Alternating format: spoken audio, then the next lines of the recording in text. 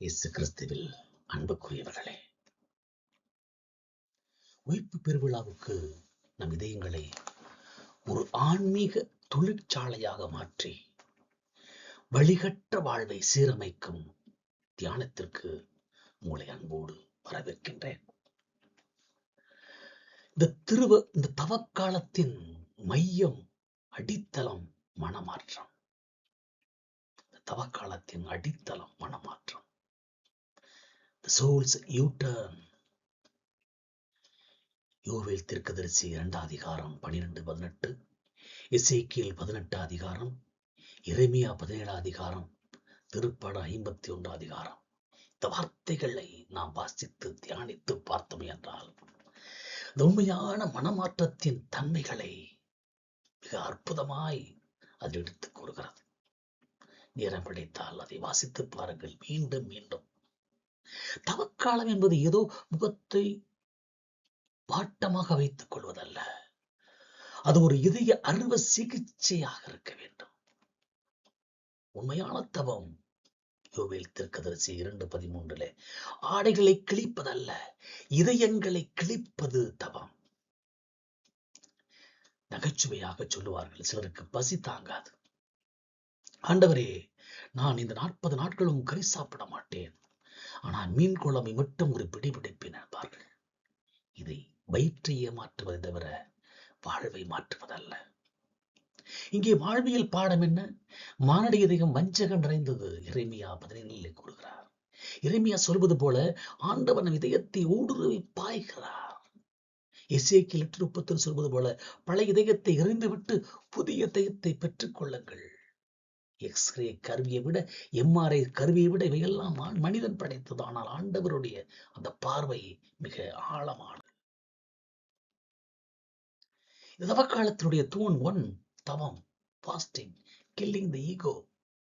இறைவார்த்தை ஏசாயா 58, மத்தேயு 6 இறைவார்த்தைகளை தியானியுங்கள். தவம் என்பது வெறும் பட்டினி கிடப்பது அல்ல, அது நம் பிறருக்காக தம்மை வருத்திக் கொள்வது. இறையில் நோக்கம் என்ன? ஏசாயா 58 கொடூரமான நுகத்தடிகளை உடைப்பதும் பசித்திருப்பவருக்கு உணவிடுவதும் அன்றோ விரும்பும் நான் நோன்பு என்கிறார் ஆண்டவர். நகைச்சுவை உணர்வு என்ன?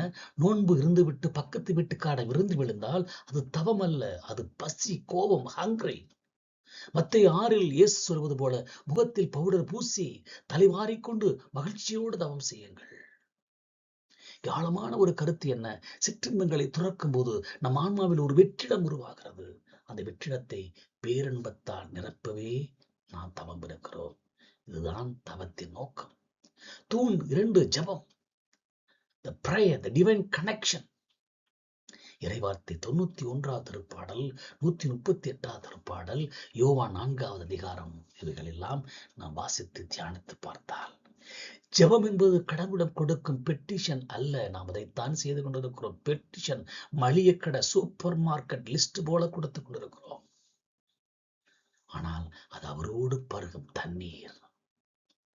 அவரோடு பருகும் தண்ணீர். சமாரியா 4 அதிகாரத்தில் யோவான் சமாரிய பெண் கிணற்று தண்ணீர் தாகம் தீர்க்காது, இயேசு தரும் வாழ்வு தரும் தண்ணீர் அருள் தாகம் தீர்க்கும் என்பதை உணர்த்துகிறார். திருப்பாடல் 91:38 ஆண்டவரே என் அடைக்கலம், ஆண்டவரே என் அடைக்கலம், ஆபத்து காலத்தில் அவர் நம்மை தப்பிவிப்பு நாம் கூப்பிடும் போது அவர் நமக்கு பதில் தருவார். இங்கே வாழ்வியல் சிந்தனை என்ன? மொபைலில் சிக்னல் இல்லை என்றால் நாம் எப்படி தவிக்கிறோமோ அதை விட அதிகமாக இறைவனோடு தொடர்பு, கனெக்ஷன் இல்லாத போது தவிக்க வேண்டும். தூண் நம்பர் 3 தர்மம், alms giving, the wealth of heaven. இறைவார்த்தை என்ன? ஏசாயா தீர்க்கதரிசி 55 அதிகாரம், மத்தேயு நற்செய்தி 6:1-4. தர்மம் என்பது விளம்பரம் அல்ல, அது விண்ணக முதலீடு என்பதை உணர வேண்டும்.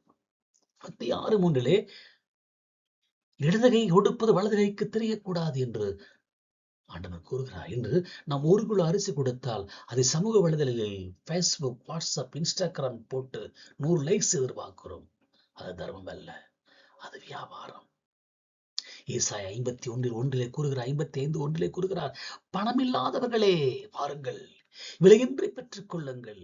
கடவுள் நமக்கு இலவசமாக தருகிறார், நாமும் தாராளமாக கொடுக்க வேண்டும்.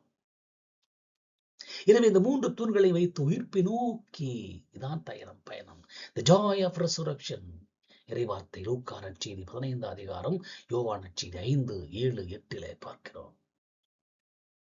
லூக்கா நற்செய்தி 15 அதிகாரத்திலே காணாமல் போன மகன், நாம் எங்கே சென்றாலும் தந்தை காத்திருக்கிறார், அவர் நம்மை வெறுமையாய் அனுப்ப மாட்டார். யோவான் நற்செய்தி 5, 7, 8 நாம் பார்க்கிறோம். முடக்குவரை தூக்கியது போல நாம் பாவ சுமையை தூக்கி எறிந்துவிட்டு இனி பாவம் செய்யாதே என்று யோவான் 8 கூறுவது போல கட்டளையோடு நாம் புதிய மனிதனாக உயிர்ப்பை கொண்டாட புறப்படுவோமா? இந்த தியான அட்டவணை என்ன செய்கிறது? இதயத்தை கிழிப்போம். யோவேல் நற்செய்தி, யோவேல் அதிகாரம், தீர்க்கதரிசி திருப்பாடல் 51 கடந்த கால தவறுகளை பட்டியலிட்டு மனம் அருந்த வேண்டும். தவம் அகந்தையை அழிப்போம். ஏசாயா 58 ஜெபம் தர்மம் உறவும் பகிர்வும். யோவான் 4 அமைதியில் இறை குரலை கேட்டு தர்மத்திற்கான தொகையை ஒதுக்குவோம். உயிர்ப்பின் ஒளி மன்னிப்பு பெற்று புதிய மனிதனாக உயிர் பெற்றெழுவோம். தவக்காலத்தில் ஒரு தியான வழிகாட்டியை நான் உருவாக்கினேன். வழிகட்ட வாழ்வை மாற்றி வல்லமையில் வாழ இது நமக்கு உதவி செய்கிறது. மனமாற்றம், தவம், ஜபம், தர்மம், உயிர்ப்பு, இவை அனைத்தும் என்ன? தியான தூண்கள் என்ன கொடுக்கிறது? இதயத்தை திருப்புதல், அகந்தை அழித்தல், இறை உறவை புதுப்பித்தல், பகிர்ந்து வாழ்வல், புதிய வாழ்வு. இவையெல்லாம் ஆண்டவரிலே இணைந்து உயிர்ப்பை நோக்கிய பயணத்தை கொடுக்கிறது. எனவே இந்த தவக்காலத்தினுடைய உறுதிமொழி என்ன? இந்த தவக்காலத்தின் உறுதிமொழி என்ன? ரெசல்யூஷன்.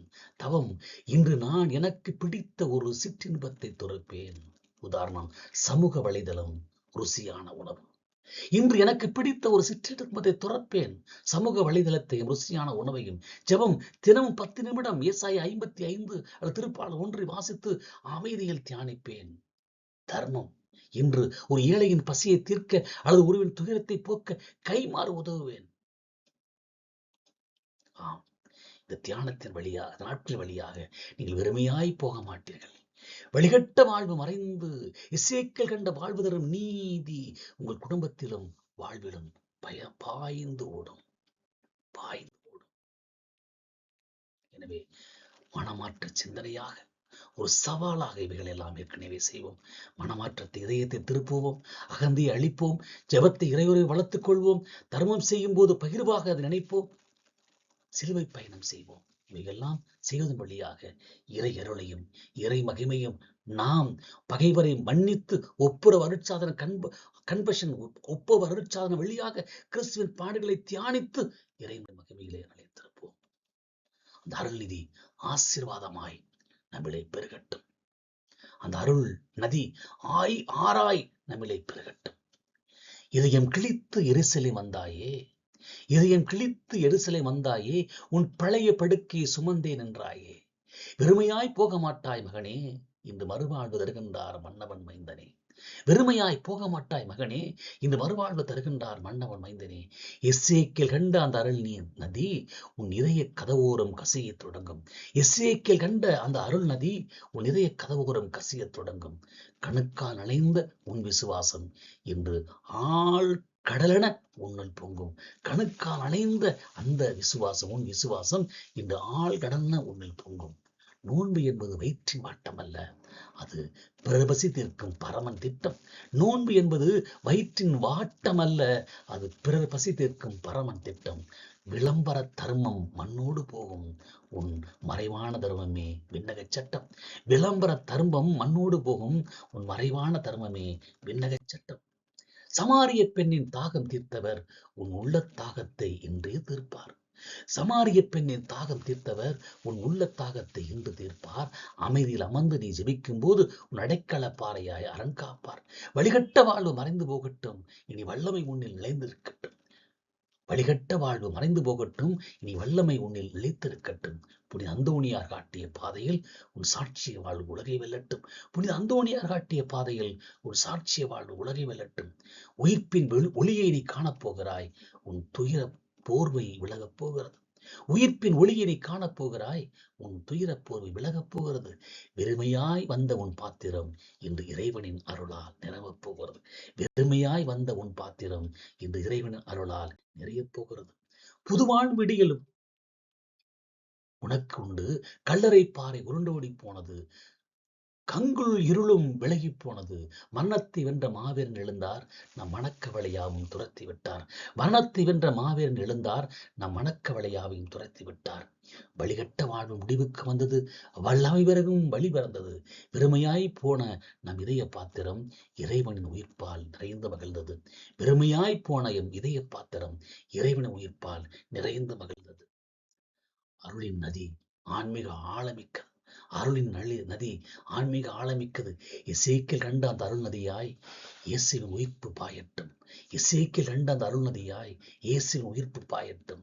வற்றாத நீரூற்றாய் உங்கள் வாழ்விலே வல்லமை என்று வளரட்டும். பழைய படுக்கையை தூக்கி எறிந்து புதிய மனிதனாய் நடப்போம்.